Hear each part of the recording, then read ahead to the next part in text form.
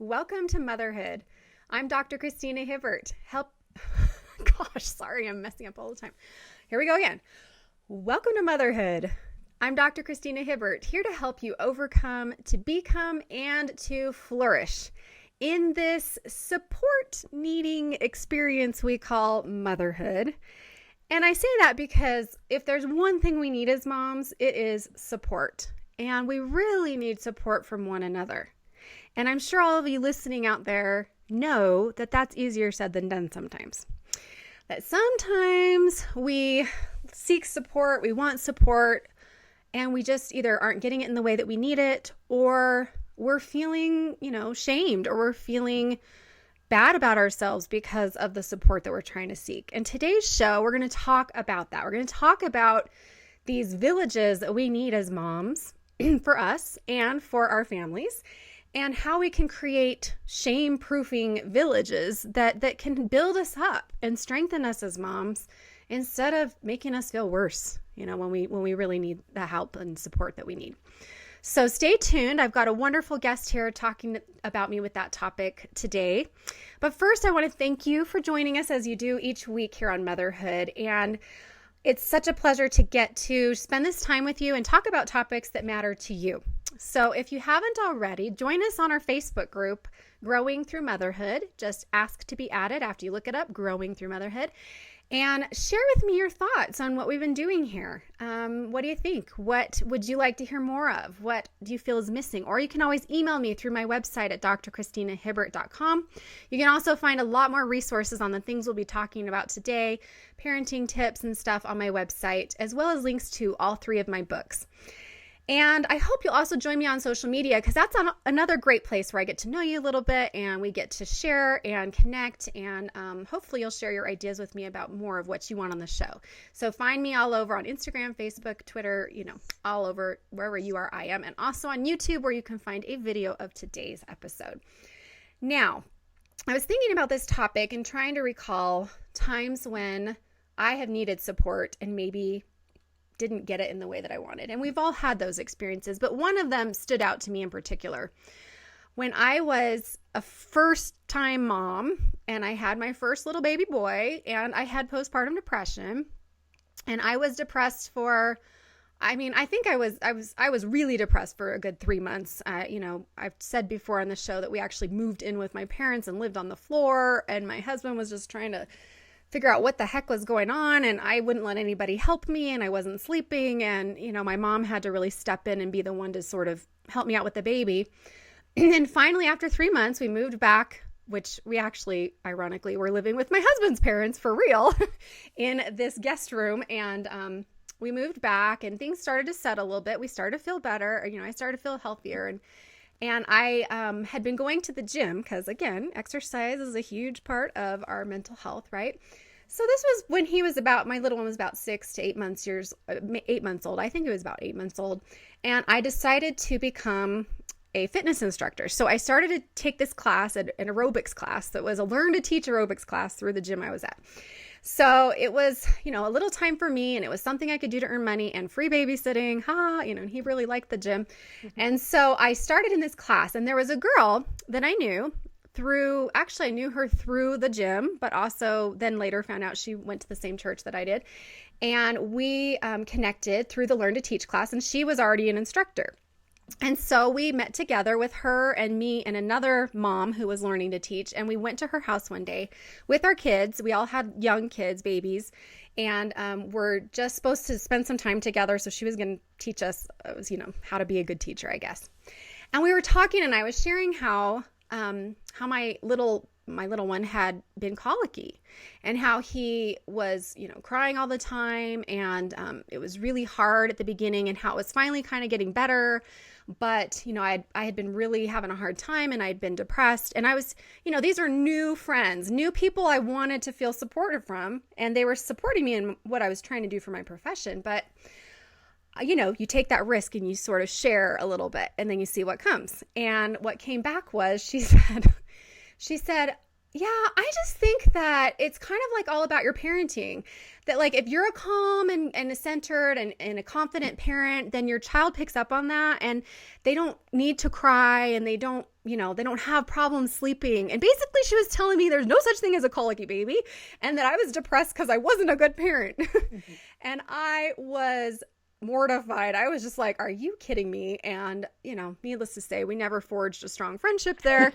But it was a lesson for me, a very first lesson in motherhood that, just because other people are moms doesn't mean they understand our experience, and doesn't mean when we reach out for support that they're going to give us what we need. And unfortunately, my example is a pretty mild one compared to a lot of bigger examples I'm sure we'll talk about today, where people even try to get help from professionals and feel shamed, Yes. So let me go ahead and introduce our guest, who is nodding along with me as I'm talking here, and we can start talking about this important topic. So welcome to the show, Mercedes Samudio.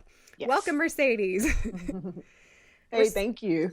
Well, I'm so glad to have you here, and grateful that you are willing to talk about this important topic, because we do talk a lot on the show about the need for support, but we haven't really spent a lot of time talking about how do we set up that kind of support system that doesn't make us feel the way that I felt in my story.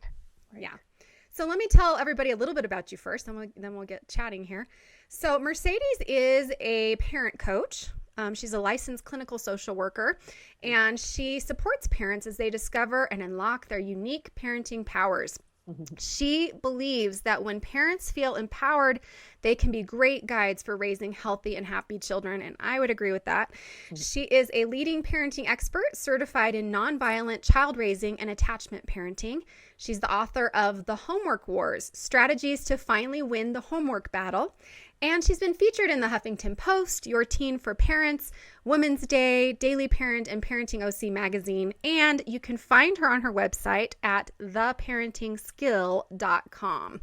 I love that title. Wonderful place. So thanks again for being here, Mercedes. Thank you for having me. My pleasure. So let's talk, first of all, we've used this word shame. So I kind of want to put that out there first, because I think, a lot of people don't understand what that means. So let's talk about shame and how it impacts us as parents. Maybe we could start by explaining what we mean when we say, feeling shamed as a parent, right? Yeah, definitely. I think it's interesting that we're talking about shame because, if you don't know, or if your listeners don't know, Brene Brown has really brought shame and vulnerability to the forefront of our minds, where before we didn't think about it as much. And I think as I began to work with families, I began to look at what it looks like when parents feel shamed. It's a little different than that personal shame, because the shame you feel as a parent isn't just yours, but it's also looking at your child and how people are viewing how you're raising your family. Mm-hmm. And so I see, parenting shame, or the shame that parents feel, the definition I give it is anything that makes you feel less than, or anything that makes you question what you intuitively feel is right for you and your family. Yeah. And that's what I that's how I define it. Yeah, that's a good definition. So anything that makes you question that what you're doing is not right for your family can be shaming, essentially. Yes. It's making you, because the point of shame, and I love Brene Brown's work too. That's who I think of whenever I hear the word shame now too. Right. But yeah, because it's, you can feel hurt, your feelings can be hurt, but shame is sort of that next level of, you're feeling less than, sort of. Yes. Right? Yes. Like you're wrong. You begin to question yourself. That's what I see time and time again, that my parents will have an idea. They'll say, I want to do this, I want to do that. And then my mother-in-law or my mom or the lady at the park or the PTA leader said something that just really hurt deeper than an insult. It hurt like, wow, maybe I suck at this, or wow, maybe I shouldn't even have my kids anymore. Or, they go back into that I'm a bad mom kind of deal. And I feel like that type of shame is really impeding for you to go back now and trust your own instincts and trust your own gut when it comes to you and your family. Yeah, that's so important. And I think everybody listening can relate to what you're saying. We've all had those moments where we do feel like I'm not good enough. And sometimes it can be sort of, I guess, accidental. Somebody said or did something they didn't mean to do, and we take it to heart. So sometimes it's like we're taking on a meaning for something that is shame, making it mean shameful things to us, even when it wasn't intended that way. Right. And sometimes it really is meant to shame you. Yes, exactly. And I think that's where, I know we'll get into the idea of shame proofing, but that's where that idea comes from of how do I use my voice as a parent to not only get the support I need, but to get some of that negativity away from me and my family. Yeah. And we can find that everywhere. I mean, Yeah. really, I'm thinking, a lot of us feel that from our own family sometimes, that especially when you're just starting out and it's like, oh, you're doing it that way and you should be doing it this way. And, Yeah. or like I was saying, from health professionals, even you go to the doctor and they say something that makes you feel like you're completely an idiot or something, like you don't know what you're talking about. Right. And that's the worst when we're trying to seek support and help and we're just not getting it. Not only not getting it, but feeling worse about ourselves as a result. I agree. And for me, I feel like what ends up happening is that then you begin to hide. You don't tell people when you're not doing well. You don't tell people when you're having a hard time. You try to keep up with the Joneses and keep a straight face. And so many of the families that I work with as a parent coach, that's where they're at. They've tried to keep up that facade for so long because they don't want to be ridiculed by the school. They don't want to be ridiculed by the other parents. They don't want anybody in their family to know they're struggling, but they're struggling with these behaviors maybe from their child that have, been going on for years, or they're struggling with their own parenting strategies that they feel aren't working anymore. But they don't know how to ask for help because they're so scared someone's going to tell them, well, if it's just about your parenting, and if you had done this better, they'd be better here. And no one wants to hear that when they're struggling. So they hide, they keep it to themselves, and they don't talk about it. And that is a shame that people do that. It's a shame because we need help. And that's what I was trying to say in the beginning. I mean, if there's one thing we need as parents, as mothers, we need support and we need encouragement and we need to know other ways of doing things and we need help sometimes. I agreed 100%. Yeah. And I'm so with you that it makes us feel like we can't reach out, especially when you try and you fail and then you sort of try again and you fail. And then you sort of just develop this outer exterior of, okay, fine, I'm just going to be kind of perfect or whatever, or I'm just going to act like everything's fine, even if it's not, because I just feel ashamed whenever I try. I agree. Yeah.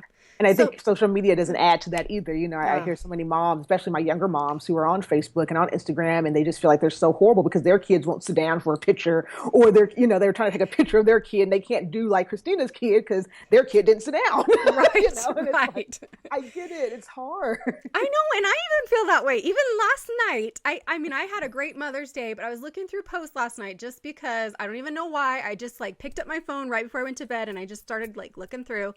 And I started feeling like, oh my gosh, everybody's so perfect and they made all these perfect meals and blah, blah, blah. Oh. And then I was like, what am I thinking? This is ridiculous. I'm sure somebody else thought the same thing about my cute little picture of my family. They don't know what's going on. They just see what you put out there and it's not the full truth. It's not.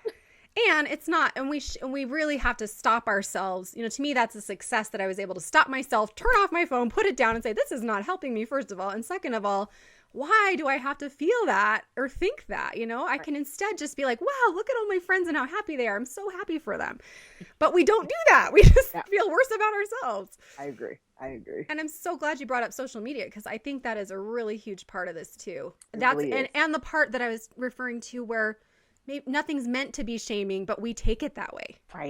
Right. I agree with you. Yeah. You're not wrong at all about that. And I think one of the things that I tell my parents is what you just said, which is when you are looking at, social media, wherever you are, and you're seeing all of these pictures of families, first and foremost, understand that not too many people post their kids' tantrums on Facebook. Most of the time they're posting the nice pictures they went and got family portraits of, or the one time during the day when the kids were sitting down playing, they post that. And you have to understand that. The second thing is to do what you just said, which is if you are going through your feed and you're starting to feel bad about yourself and negative, turn it off, go do something else. Mm-hmm. Turn it off and go do, even if it's something mindless, like you just go watch an episode of your favorite show, get out of that mindset because you have a choice to stay in that mindset and say, I'm just going to keep scrolling and keep feeling more miserable. Or you can make that choice and say, you know what? Let me get out of here because this is hard for me. Let me get out of here and go do something. Let me clean up the house or go for a walk or watch TV, read a book, go pick up the kids from school, whatever. Just get out and go do something and leave your phone there unless you need it for an emergency or anything, but leave it at wherever you are and just go.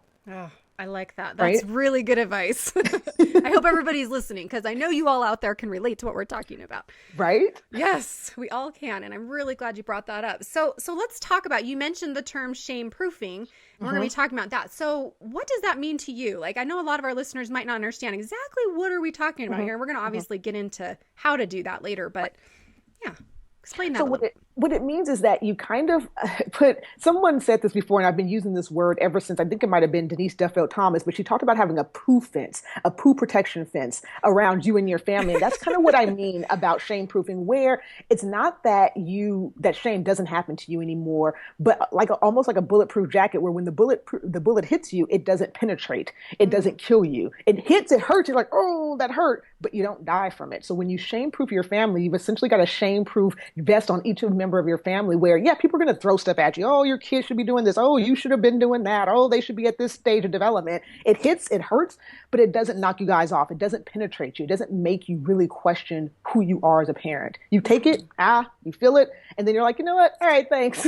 And you keep going on with your life. And again, you can talk about how to do that, because it feels like a wonderful thing to be able to do. But it's this idea of, it's just like a bulletproof vest, where when you get hit with a bullet wearing a vest, it still hurts, you feel it, but it doesn't penetrate to the point where it can damage you or kill you or hurt you.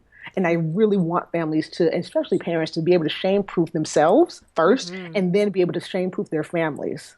Right, because it's hard to do that when you don't first have it for yourself, right? Oh, yes. Oh, yes. Because if it gets through you, then it gets to them too.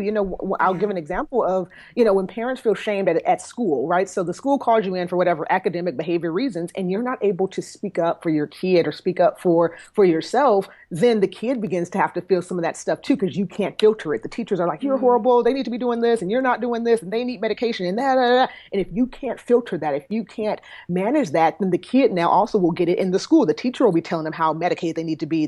So there's no protection for them, because you yourself feel like, oh, I'm sucking as a parent. Now it gets filtered to that kid too. So you really got to put that vest on yourself first, so you can kind of take the brunt of it, and then turn to your kids and say, okay, kids, this is what the school is saying, but this is what I feel. So let's work together to move forward on this. Yeah, that's so important. And I like that you're bringing up the school setting, because you're right. It's really easy to feel shamed by the school for what you're not doing. Or I remember, this is a silly thing, but when my oldest son was in preschool, he got a cut, and I put a Band-Aid on it, and I was in graduate school at the same time, and we had a baby, and it was a crazy busy life. So granted, I was not on top of it. And one day the teacher after school said, can I talk to you for a minute? And I said, sure. And she said, I know your son got injured last week, but his Band-Aid is starting to stink, and I think that it might be getting infected. You might want to change it. And I was like, oh my gosh, I didn't even change the Band-Aid in like a week, and he's playing outside, and then you start to feel like I'm the worst parent ever, but again, that comes from me. She wasn't saying I was a terrible parent, but I certainly took it that way. So it's really easy to take even those small, silly things that now is a funny story and make it feel like, oh my gosh, I'm the worst parent ever. Right. And I think, again, that happens quite a bit. I think that happens just as humans. You work, you're a doctor and you work with a lot of people. And I'm sure people will always tell you what they think or what they feel. And what I notice, and again, you can tell me if you notice the same thing, in every other aspect of our lives, we're pretty much bulletproof. So if someone talks about our weight, if someone talks about our hair, someone talks about our style, someone talks about our career, we're like, yeah, shut up, you don't know anything. But when someone says something about our parenting, because it's our heart essentially walking around out of our chest, when someone says something about our parenting, it hits hard. And it's very hard to be like, yeah, whatever, get out of my face. It's really hard to do that. And I think that's why it is so important to shame-proof parents, because every other aspect of your life, you're pretty much like, leave me alone, shut up, I'm not listening to you. You have that strength to say that. But then when it comes to your parenting, and again, I think it is because it comes from us. It's who we are. It's our hearts getting out of our chest and walking around. Yes. So anytime someone says something to you about that, it's like they're taking a stab at your heart. It's hard. It's hard to say, shut up. You're just like, you take it in initially. Right. And tell me, I'm guessing you're a mother. I'm not. Oh, you're not? Oh my gosh, you're talking so beautifully about this. I'm like, oh, I just wanted to know if you had kids. So, wow, you really get it though. That's wonderful. So yes, and I love how you said your heart's walking around outside of your chest, because I've heard that before, and I love that. That's so how it is, because when they get hurt, you get hurt, or when something happens to shame them, we feel shamed. And you're right, it goes both ways, because not only, like in the example that you mentioned about, at the school where the kid would literally suffer the consequences if we can't handle it. They also see us and they watch us and they see how we're responding to that, shaming kinds of incidents that happen in our life, and how we react and what we do and how we overcome or don't. I agree. Yeah. So we can model that for them too. And there are a lot. It's like you say, there's a lot that come Well, I guess I want to back up and just say I really appreciated your point too about the different areas of our life where you might feel really confident in a certain area, but in other areas not so much. And to me, it does go back to when you're talking about shame proofing and that bulletproof vest. It's also about, our sense of who we are and our sense of self-worth. Yes. As a mother, Yes. As a parent in those ways as well, right? Yes. And that's why my slogan is I like helping parents discover their unique parenting powers, because if you don't know who you are, it's so easy for someone to come and knock you down and say you're not good enough. Yeah. And I think you mentioned being in grad school, and in grad school, I'm pretty sure you didn't feel like, yeah, I'm a doctor, I got this. You probably were like, No. what am I doing wrong here? And I'm messing up. And, and I Yes. feel like parents don't, because of the shame in our culture, parents don't get a chance to really forge an identity of who they are as a parent, because so many people are telling them, do this, do this. We don't do this anymore. This is right. And that's just on our family and friends level. Then you've got research that says, this is not in anymore. This is in now. This is not in anymore. And that's in now. And every week it's changing. And then you've got the media that's constantly bombarding you with what the celebrity parents are doing and who's doing it right and who's not. So And true. you've got all these messages saying how to be a parent, and you have no space to forge your own identity. Yeah. You have no space. So the first time someone comes over and says, hey, you suck, you're falling down because you really don't know if you suck or not. You really don't believe, am I doing it right? Yeah. You don't. It's easy for people to come and say, hey, you know what? Your kid, didn't eat enough today. They're like malnourished. And you're thinking, oh, you're right. I didn't go to the grocery store. And it's like, why do we do this? It's because, like you said, we don't have a good sense of who we are as parents, and there's no space for us to do that, for parents to really take some time to find their identity. Yeah, I really appreciate that point because it's so true. It is. It's so busy. We're being pulled in a million directions. So that's why I'm guessing you would agree with this. We have to fight for that time to figure out who we are and work on ourselves in that way, right? Yes. Yeah. And every other aspect of our lives we're allowed to. So academically, we're given school. School is the space where we get to find our identities. Even as, when we get married, right, there's marriage counselors and there's people that'll sit you down and say, okay, who are you? Who are you as a couple? And when you decide to become a parent, bye, you're on your own, have fun. There's no book. There's really nothing out there. There are parenting classes and there are things like that, but there's really nothing out there that says, okay, sit down now and find your identity. Here's a place where you can come and explore and figure things out and play around with parenting strategies and see how that works. No one gets that, and that really hurts me sometimes. And when I talk to the families that I work with, they all say, man, I wish I had known this, a couple years ago with my first kid, because I really would have done a little bit different in terms of reacting to them and interacting with them. I wish I had some of these strategies that you're giving me. And again, I don't advocate that parents need, parent classes or anything, but I think if it wasn't such a shaming thing to go to parenting classes, more people would do it. If it wasn't such a shaming thing to hire a parent coach or get a family therapist, it's like if people are, oh, you have a parent coach? Oh, well, we didn't need parent coach when I was growing up. And it's like, well, they do. And does that make them so bad? Yeah, right. What does that mean? That's shaming right there, isn't it? Right? Yes.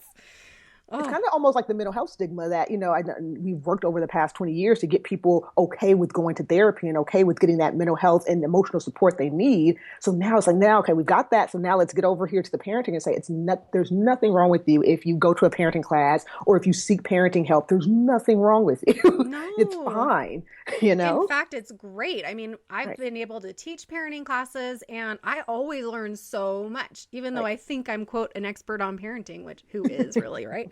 Right. But yeah, you're right. And I'm thinking of this client I had years ago, and she when I had 3 little kids and I was a psychologist and I was working a lot because I was trying to get licensed, and she came into therapy. She was getting over a breakup. She wasn't, she had no children, no ties, and she was able to really spend like all this time just figuring out who she was. She wasn't even working because she owned a business and she could kind of support herself.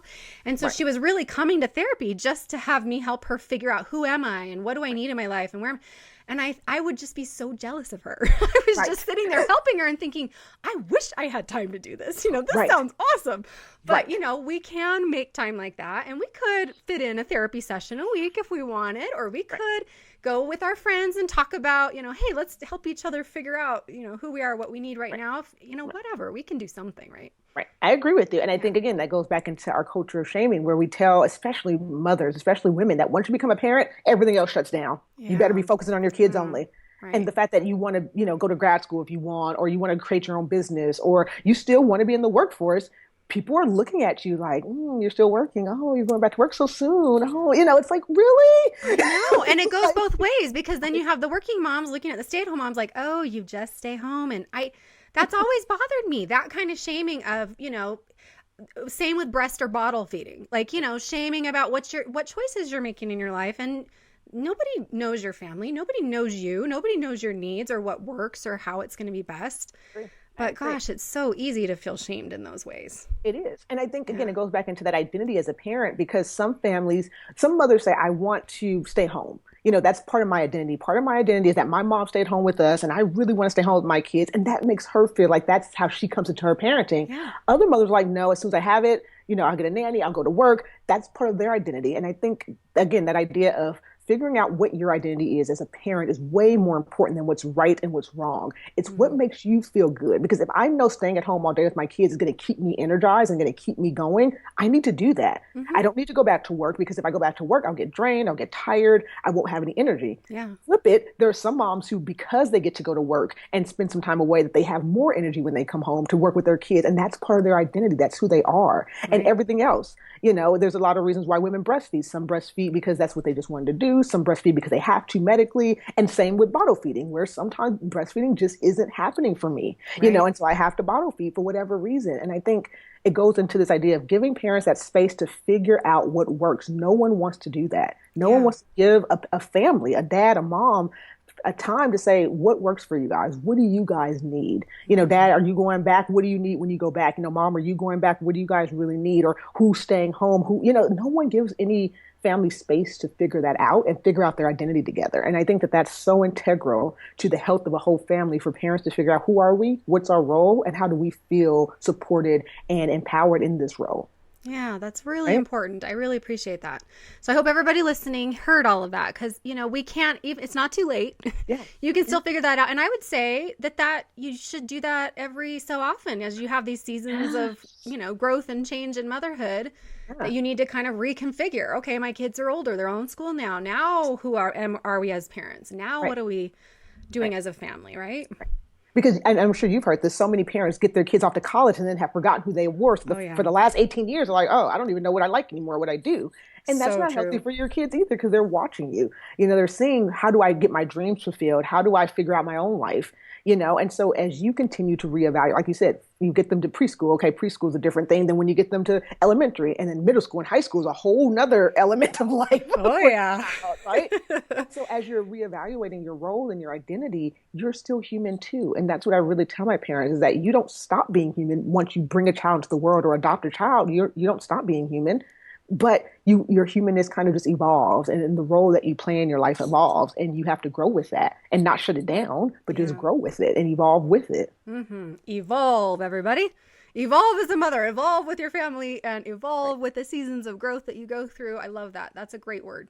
Right. That's a great word. So let's talk about this idea of support. And, we have this term that we've heard so many times, that it takes a village to raise a child, but we'd also probably both agree it takes a village to raise a mother, to raise a parent as well.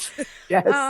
To raise us as human beings. I mean, it just takes a village, period, right? Right. So that's the ideal. But what do you think that kind of means in our culture today? Yeah, I think, one of the things that I mentioned when I talk about this idea of a village is that in our older villages, right, and probably, when you were growing up, villages were all about kind of keeping up with the Joneses. If everyone went to church and everyone went to the community center and everybody saw each other, we're all good. Everyone's good. And on a sense, we had more help. We had people watching out for us, and we had people, neighbors and stuff. But it was all about keeping up appearances. And I think that wasn't as healthy all the time. And I think now we can bring some of that same idea of having neighbors, having friends, having support, but take away that keeping up with the Joneses aspect of it, and really bring in this piece of, I get to not like my kids sometimes and not be shamed for that. I get to love my kids, just out of control, love my kids and not get shamed for it, and everything in between. And I think those new villages look like something that you go out and you look for. So if you are an athletic mom who likes to work and has kids and really is like out there, find that tribe.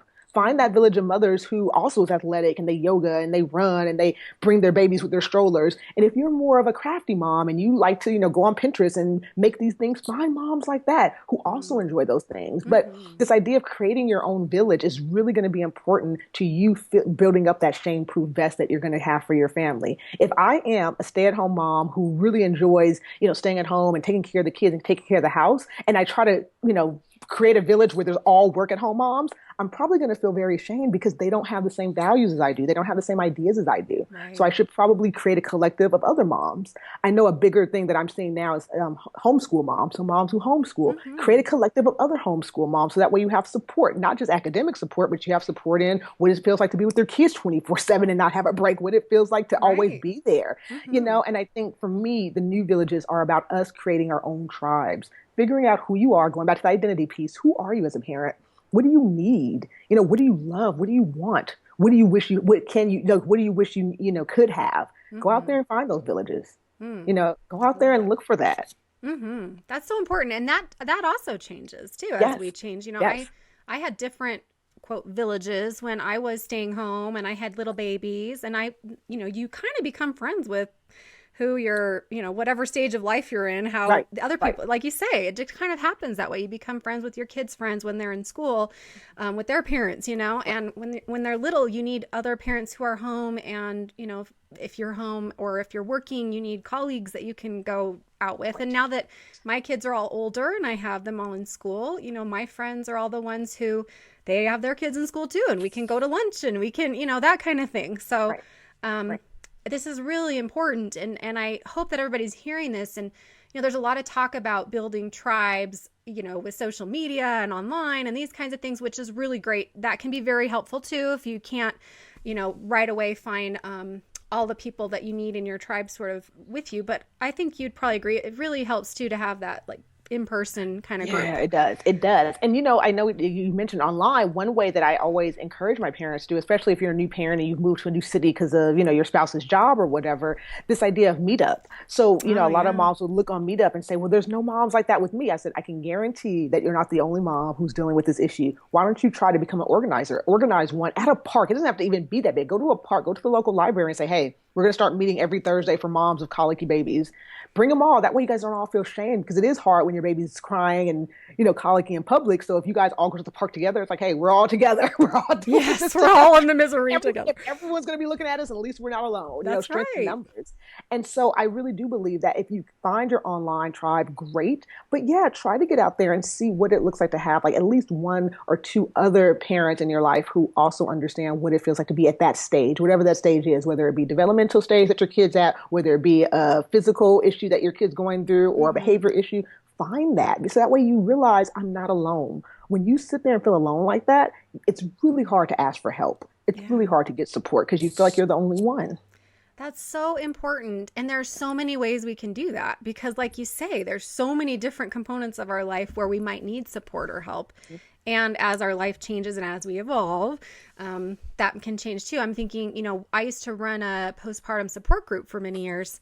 And some of the women that came to that group are still best friends. And I love seeing them on, online. I get to see them. And sometimes we're in a small community, so I get to see them. They still are going. Sometimes they even still go to the support group, even though their children are 5 years old. Their babies are 5 years old, but they'll go just to be a mentor for others and meet other moms. And so as we reach out for help when we're struggling, especially, you can really have those opportunities for that kind of really intense support with others who really get it, right? I agree with you 100%. You're not wrong at all. And again, going back to this theme of shame proofing, I think when you have support, when you feel like you're not alone, it's easier to put that vest on because I'm not the only one wearing this vest. I'm not the only one wearing the ADHD vest. I'm not the only one wearing the colicky baby vest. I have it on, and so do my other, and like you mentioned the idea of mentoring and helping. Yes, that's also good because if I can be around other mothers who have kind of gotten over this hump, it's like, oh, okay. So they do eventually grow. Okay. Yes. Okay, we're going through these nights right now. We're going to all these school meetings right now, but you're telling me that we can get to a place where that's not going to be like that anymore. Thank God, Gives you hope. And so, it gives you that hope, right? Again, put that vest on, right? The more that you get that support, the more you create that tribe, that vest gets a little bit tougher, it gets a little bit thicker. And so when people start shooting things at you, it hits, it hurts, but you're like, Good. I Nice love try. that. I love that metaphor because it's so easy for us to imagine, okay, I'm putting my vest on. I'm going to go out and tackle the world today. And, I also wanted to mention, I was thinking of some women I know whose husbands are addicted to pornography, and they have formed a really great support group through like a women's treatment, the men go to their treatment and the women go to theirs, and they have become friends and they go to conferences together. There are just so many different ways we can do this. Right. I agree. And it goes back to this idea of every other place in our lives, we look for support, right? So as I'm building my business as a parent coach, I have a supportive community of other business owners who are also doing this. Right, As you are working out, you go to the gym and you get a cohort of people who are all together. We're all working on this same, technique, or we're all working on this same diet. And it feels like you're not alone. Yes. And when I look over into the parenting realm, it's like there's so many parents who are just standing there by themselves. And like in every other aspect of your life, you would go out and find a tribe of people for work, for exercise, for health. You would go do it. And then when it becomes being a parent, it's like, well, I'm by myself. And it's like, no, you don't do that. The same way you would go out and find your tribe if you're trying to build a business or grow in your career, go find that tribe too for your parenting. If these people over here are shaming you, okay, they're not your tribe. You know that. Yes. That's a big hint. Yes. Right? Yes. Right. And I think you mentioned earlier, and I'll say, I think it's hard when we realize that our family's not going to be our tribe. My sister, my mom, my aunts, my cousins, they're not going to be my tribe. And I give you space to grieve for that. That, wow, I really thought my sister was going to be here for me, but, I really thought my aunt was going to be here for me, but, and I think that's the piece of it where you do have to grieve for that. Give yourself space to say, wow, I thought these people were going to be here for me, but don't let them not being there for you stop you or make you feel like you're not worthy enough to have your own support. You are. You can go out there and find your own support. If they don't understand, I know a lot of times when kids have autism or kids have ADHD, some people don't understand those diagnoses. They don't understand your child's behavior. So they can be sometimes unintentionally unsupportive. And you might feel like, oh, I can't really talk about it. Maybe that's true. Maybe you can't talk about it with your family for whatever reason, but really get out there and say, you know what, but I can't be the only mother whose child is on the spectrum. I can't be the only mother whose child has ADHD and is on medication. Go out there and find that tribe. Go out there and get that support. Hopefully your family will come around, but even if they don't, you still deserve to find your own support. You really do. Such an important message. And I find that all the time, that we do have a hard time accepting when our family can't be that support. And I hear, I work mostly with women, so I hear a lot of women, and usually it's an issue with their mother or, sometimes a sister or something. But a lot of times we talk about mothers and their moms just don't get it. And they don't check in with them about their kids, and they don't ask them how they're doing, and they're not there for them in that way. And we do. I love what you said. We talk a lot about, what? It's okay to, first of all, accept that this is kind of how it is right now, and to try to make whatever peace you can with that, but to also accept that it hurts that they're not there, and to grieve that, like you say, because it is a loss. And you're going to probably have to grieve that loss many times as you go through different stages if things don't change. But also that as you begin to try to figure out, what I kind of say is try to figure out what kind of support you can get from your family. Like maybe they are really good at, they'll watch your kids twice a year while you go on vacation or something. They'll do that. There you go. But they will not call and check in on you, or they will not, ask you how you're doing, or they won't understand your mental illness that you're struggling with, or they'll think that you're crazy for going to therapy.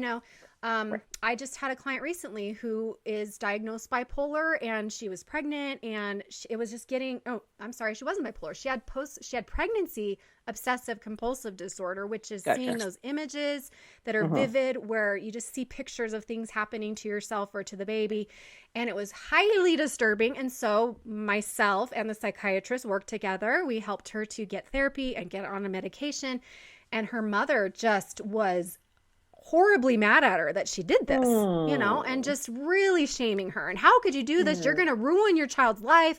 You're going to, that medication is going to make them messed up. And we're trying to give her research and trying to show her. And she's like, my mom's never going to get it. I was like, okay, then just accept that your mom's never going to get that. Yeah. And then accept the fact that she came to help you with the baby, though. She'll help you rock the baby and feed the baby, but she's not going to understand that. So you're going to have to make peace with that. Right. Yes. I mean, it's a big issue. It really is. It really is. Yeah. So so we have these support villages. We're trying to have non-shaming support villages. We're trying to shame-proof parents, help them get these vests on. And I love your idea, your suggestion to start by looking for the tribe that you Mm-hmm. want to be part of, and make it happen. If there isn't one, then you can start your own, Yes. Um, Yes.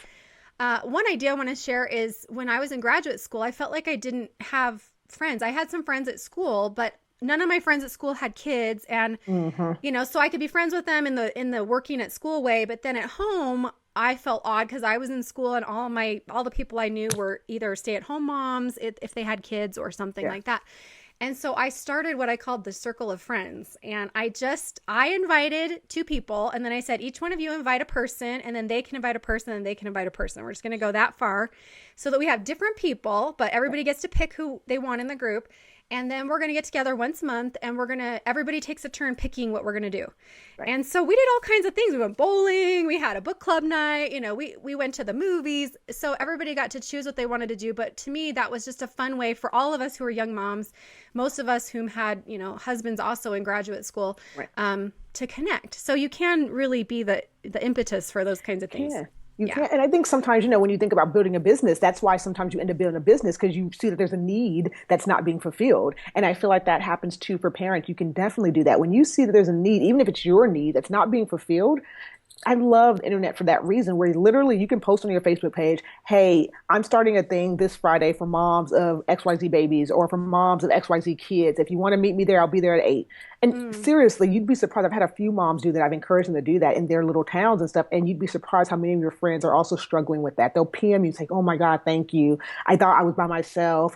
And just to see that transformation in my moms, where they're like, I started this. And several of my girlfriends who I thought had it together based on their Facebook profiles came and just shared their stories of how hard it was for them. And they didn't think anyone else had that. So they kept it to themselves, and how this one mom started, and it was for children who were on the spectrum. So they were still dealing with it and stuff. And so she was having a lot of hard times with tantrums and people not understanding it. And she posted in there, she said, the main thing we're going to do is we're not going to tell each other anything about medicine or anything. We're just going to hang out with our kids. And if your kid has a tantrum, we're all there for you, because we all know what that feels like, And she just posted on her Facebook page. And I'm like, that's such a powerful thing to say. You don't have to do anything big. I think sometimes when we want to start something, we think it has to be this big, perfect, projection. And it's like, no, just literally post on your Facebook page. I guarantee if you're listening, post on your Facebook page and just say, hey, we're having a mom thing, this week at, Saturday at the park, at whatever local park. If you want to show up, bring your babies, bring your kids. We're going to be here. It'd be interesting to see how many people show up who have stories and who need support, who just wanted to get out of the house because they hadn't been out of the house all week. Seriously, I know, exactly. If you're feeling that way, there's other people feeling the same way. Right? Just got to find them and reach out and try, because you're right. It can make a difference, not only in your life, but in their life. Really, you're giving back too, as you're seeking support for yourself as well. Right. So, okay. So as we're making this shift from kind of this old village idea to the new village, let's talk about what it's going to take. We can seek out these tribes. We can try to find like-minded people to be with. And I really appreciate all your suggestions about especially the hardships that we go through, that we really need tribes for those. But how do we ensure that that we can, keep creating these villages so that they're going to be there for our children and, to help us and then our families feel non-shaming? And how can we shame-proof ourselves through these villages? It's interesting that you say that, because I've been totally thinking about starting a campaign, kind of like the end mental health stigma thing. And I started the end parent shaming hashtag, because I think that it has to be a cultural shift too. Not just, it starts with us, definitely. I think it starts with us as mothers and fathers began to say, hey, I'm not going to allow you to shame me for my parenting choices. And we begin to have that collective voice. I think it becomes this idea of a cultural shift where we don't feel like we have to shame parents. I read some of the headlines. I don't know if you read one a couple months ago where Charlize Theron got photographed dealing with her child, her 4-year-old son, in the street. It looked like he was having a tantrum, but the headline was, "Is Charlize Theron a bad mom?" That was the headline. Brother. And it was just this one capture. This paparazzi took this one picture. They didn't see before, you didn't see after, but all you saw was her struggling in the street with her 4-year-old, which if you have a 4-year-old, duh. Of course, yeah. Anybody with a 4-year-old's like, there's nothing wrong with that picture. So true. But we see these kind of things all the time. I think about back in the day when Lindsay Lohan's parents were being raked over the coals because how she was acting in the streets. And this idea that every time something drastic happens in our society, we go, well, where are the parents? Yeah. And then that puts all that shame on parents now, where it's like, oh, I don't want my kid to grow up to be a mass murderer. I don't want my kid to grow up to be Lindsay Lohan. I don't want, so much. It's true. Sure. Yeah, because our society shames people so much, and they go, it always goes back to where were the parents, yeah, and it's that's like, right. yes, I get that, but at the end of the day, you're trying to live your life too as a parent. You're not always going to see everything. You're not always going to be 100%, right? Now, here's the fun part.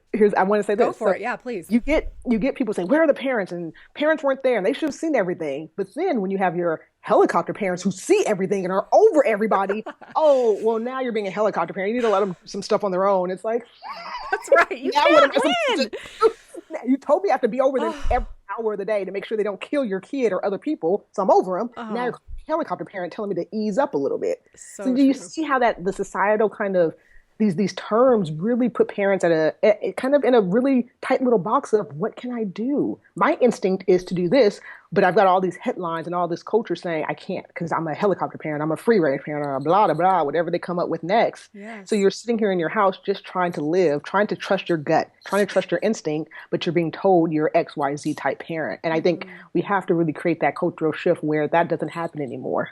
Yes. But then you Oh, have, so yeah, true. So I can true. go on. I hope you will in a second. I want to just add to that. It also, that is so powerful that it impacts our identity as a parent to think that we are responsible for how our children end up. Mhm. And, one thing that I'm big on is helping mothers, especially, to understand that, as I like to quote from something I heard years ago at a conference, that the fruit of motherhood is not how your kids turn out, it's how you turn out. So it's like, are we growing through those moments when our kids are acting crazy and we're feeling shamed and all of that? But what happens is, and as a mom who now has two out of the house, in college, it's hard. It's hard because you see them making their wrong choices and they're on their own. And you feel like people are going to think I'm a terrible mom, or I think I'm a terrible mom because they're not making the kind of choices I thought they would, or I want them to. And then our whole identity's caught up in it. So, Yes, it you're is. right. It becomes that we are responsible for how our children act.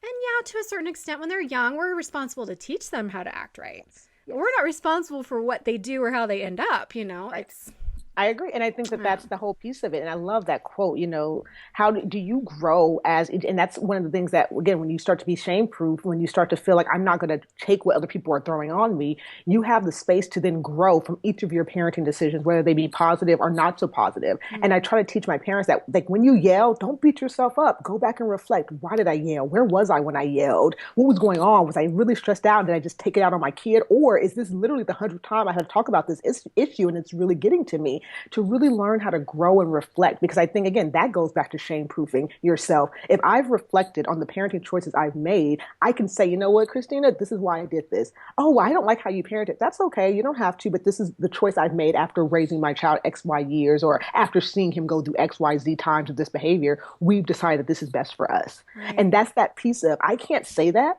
I can't have that conviction unless I've really reflected on why did I do that? Why do I have these limits in my home? Why do I allow my child to do this behavior and not that one? You have to feel confident in that. Yep, You have that's to right. say, this is what I'm doing. This works for us. And speak up and say that, That's you right. know? You're right. It has to start with us. We have to, like you say, you're not saying someone has to bulletproof you. You have to bulletproof yourself. Yes, And yes. a lot of that is being able to get confident with how you are doing things and feel like you are trying your best. You're working, the way that I've always measured how I'm doing it as a parent isn't how my kids are acting or anything else. It's I go back to thinking, okay, do I feel like I'm doing the best I can in whatever my goals are right now? Am I really giving it my all right now? If not, then I need to change something. And if so, then I need to just accept that this is how I'm doing it right now. And I feel like I'm giving the best I can. It's not perfect and I'm making mistakes, but as long as we keep checking in and going, okay, is there something I feel like I need to change right now? Or am I doing okay? Then we have to express that confidence. I had this experience about a year ago when I borrowed some books from a friend and they were kind of like workbooks. And so they were like self-help workbooks. And so I was kind of using them and working through them. And she had told me, she said, just so you know, I wrote some personal things in there. So just ignore them. And so I was like, okay, I'm ignoring them. But, and she probably doesn't even know this, but there was one that said something, and it was her like evaluating herself as a mother. It was her like self-evaluation. How do I feel as a parent? And and kind of, I don't know, answering some questions. I don't remember what the question was, but it said somewhere in there that Christy doesn't spend as much time with her kids. Like she's more focused on work than her family or something like that. And I was like, ooh, ouch, you know, and it hurt because I was like, are you kidding me? Right. And I felt like she of all people should have known because she actually helped me with my first book and was helping me as an editor. But then I realized, you know what? There was a time where I was really in go mode trying to publish a book. And I knew I wasn't spending as much time focusing on my family as I needed to for a couple of months because I was focusing on this other goal, knowing it was temporary. And, you know, and so I felt okay with it. I was like, you know what? That's probably a fair assessment from that time because I could, luckily it had a date. So I'm like, oh, good. Not now, but before. Okay. Yes, right. That's true. Right. But, you know, it's a little truth telling isn't a bad thing. And if we can take it and go, is that true or not? And then to, like you say, have that bulletproof vest when it's not true and it's not something we need to absorb. Right. And if it is something that can help us to change in a positive way, then that's not a bad thing. I agree with you. I agree 100%. Yeah. So what about, okay, we've talked a lot about like shame proofing, and I think a big key element is this idea of self-acceptance. Mm-hmm. And we've kind of alluded to it, we've talked about it, but what do you suggest for those listening who want to be putting on that bulletproof vest, but it's hard because they aren't feeling very self-accepting, and you know, what can we help them to try to begin? Yeah. You know, I'll say this, that's a really big piece of it. And I want to start by saying, how do you feel about you yourself, just in general, not just your parenting role, not your spouse role? Who are you? And I think it comes down to that sometimes too, as a parent, that I think sometimes we get lost in our parenting identity and we forget who we are. But a lot of times I will slow my parents down and say, who are you? Tell me who you are. And I usually get like a dead silence for about 2 minutes where they're just like, I don't know. And I'm like, let's talk about that. Let's talk about who are you? What did you love to do? You know, what were your goals? You know, and some parents say being a mom was my goal, which is great. But what kind of mom did you want to be? Who did you want to do? You know, go back into that, because I think that also gives us that piece of self-acceptance when you go back and say, all these things are going on, but I always wanted to be a mom and have 2 great kids who loved me. And when you think I have that, no, you know, they're doing this and they're doing that, and there's always this chaos going on. But when you look back and say, wait, I actually accomplished my goal of being a wife, being a mom, and having 2 kids. Okay. You know, and that's something you add to that thickness of your vest, which is, I have exactly what I set out to do. It's not perfect. There are going to be flaws and chinks in that armor every now and then, but this idea that, okay, I have what I wanted, you know? And so I think going back to that self-acceptance comes back to this idea of, who are you? And do you feel confident in who you've become or where you want it to be? And if not, then how do you kind of get back on that path? How do you get back to, I wanted to, you know, finish grad school. Well, where are you in that? Well, you know, I have to wait until he gets to school. Okay, how many years is that? Well, it's 1 year. He'll start preschool next year. So what do you want to do in that next year to prepare? Oh, I can do that. Yes, you can. Okay. You know, and you give parents back that voice of, I can get back to my goals. I can get back to who I am. I can get back to the simple things that make me happy. And I think that helps get back to that self-acceptance, that when we stay present in who we are, we don't just focus on the chaos and the negativity, but we get back to, who am I, and did I want to be here at this point in my life? And if not, what can I do? Give myself back that faculty to see, what can I do to kind of get back on track? You know, I think that helps. I think that feeds into that self-acceptance. Absolutely. And I love how you said that, because it can help not only realize when things are going like you wanted, you know, because sometimes we miss that, yes, you know? Yes. So we need to pay attention to that. So we just had an episode on mindfulness, and, you know, that's being mindful of the good stuff, but also to see, you know, this isn't going so well. So I think I do want to make a change and to continue to change and grow, which is what we're all about here. And I think that's really important. And I want to add, you know, as part of my whole theory on self-worth, the pyramid of self-worth, I call it, I think it's important that we practice self-awareness. And that's what you're talking about, is getting in touch with who we really are, you know, asking ourselves the questions that maybe we don't feel like we have time to answer, or we don't want to take the time to answer. It's not easy. It's certainly not easy to sit and do a lot of self-reflecting, or to journal, or to ask yourself some of these questions, but boy, it can be helpful. It's so helpful. And you can't accept something if you don't know that it's there. Right. And that goes for the good. I say the good, the bad, the ugly, and the exceptional, especially with moms. Right. I think the exceptional and the good things are often harder to accept than the bad things. Yeah, I agree with you 100%. My moms have such a hard time saying I did good. I got us to the end of the week. Like, pat yourself on the back. Yeah, yeah. You know? Right. Throw a party, you know? I mean, really celebrate. Feel good about yourself. You did this. And it's a wonderful thing. And it's not bad for us to celebrate our successes. You know, it's just not. But I think we get that mixed up in our mind. And I think, again, I agree with you. It goes back to we forget who we are. We forget what we're all about. And you can't feel confident in what you don't know. I agree. And, I'll throw out something else, too. Yeah. I think, you talked about self-reflection, and sometimes it can be hard, sometimes it can be tough, and sometimes, and as you know, it can be blocked by our past stuff. Yeah, and so, I always tell my moms that if you need to step away to get your own help, whatever that looks like, whether it be therapeutic help, spiritual help, get it. Don't feel like you failed your family because you need, some professional help or that you need some spiritual help. Go get it. Because sometimes reflecting on some of that stuff, we get to a place where it's like, oh, I know what I want. But because of this past trauma or this past thing, it's blocked and we can't get to it. So I just want to stress that it's totally okay to go. You don't have to go to therapy for the rest of your life, but you can go and say, you know what, I have this specific block I want to kind of overcome, and go sit with somebody and say, hey, this is what I want to work on. And I really want to move forward in my parenting or in my career or in my own life. And I can't get past whatever that is, that block, that trauma, that thing that happened to you. So I just want to throw that out there. That's a part of self-acceptance too. And a part of support, a big part of support. Yes. Yeah. Yes. Yeah, you're right. Sometimes there's that stigma still that as a mom, I'm crazy if I go get help. And it's like, no, you're not. You're crazy if you don't, and you need it. Okay, that was shaming. I didn't mean that. You're not crazy. But I get it. I get it. Yeah, yes. But I really appreciate that point. That's really important. And I hope everybody out there listening, you're hearing what Mercedes is saying, that, sometimes it is more than just seeking out our tribe. Sometimes it is that we actually need help. We need someone to help us understand something that we're not going to be able to understand on our own. And I know that we're both biased because we both work in this profession, but, I personally have been to therapy many times. Same here. Same? Okay, good. Yeah, no, it was actually a requirement for me to graduate to go to therapy for at least a year. And I went for even longer than that because at the end of a year, I was like, I don't think I've really dealt with my mom issues yet. Exactly. How do you do a year of therapy and not deal with your parenting issues or parent issues? So, so really, you're in good company if you need a little help from therapy or some kind of counseling or support group or something like that. It's a really, really good option. I agree. Yeah. I appreciate that. So we're wrapping up our time here. So what's kind of a last bit of advice you want to have? I know we could talk about this forever, finding support, shame-proofing ourselves, helping to shame-proof others and shame-proof our children. But what's one more thing that you might want to add that maybe we didn't get to or that you want to emphasize?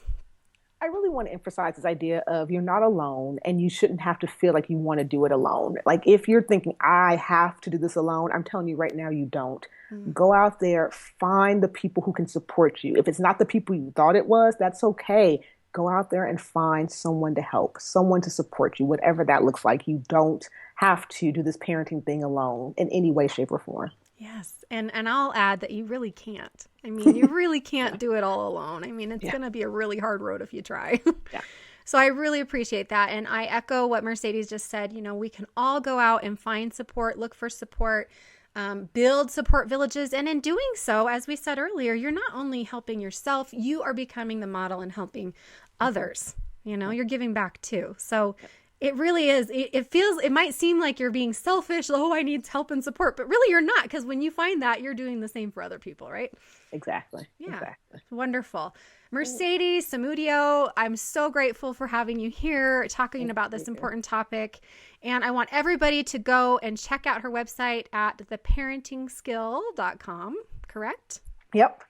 Also find her on social media. She has great posts. I really enjoyed getting to know you on social media. So, Facebook, Instagram. Yep. Is it The Parenting Skill? Is that your handle? So on Facebook, it's The Parenting Skill Official. On Instagram and Twitter, it's Parent Skills with a Z. That's right. Okay. Parent Skills with a Z. So yeah, Go check it out for just some uplifting posts and good information, and be sure to visit her website for more.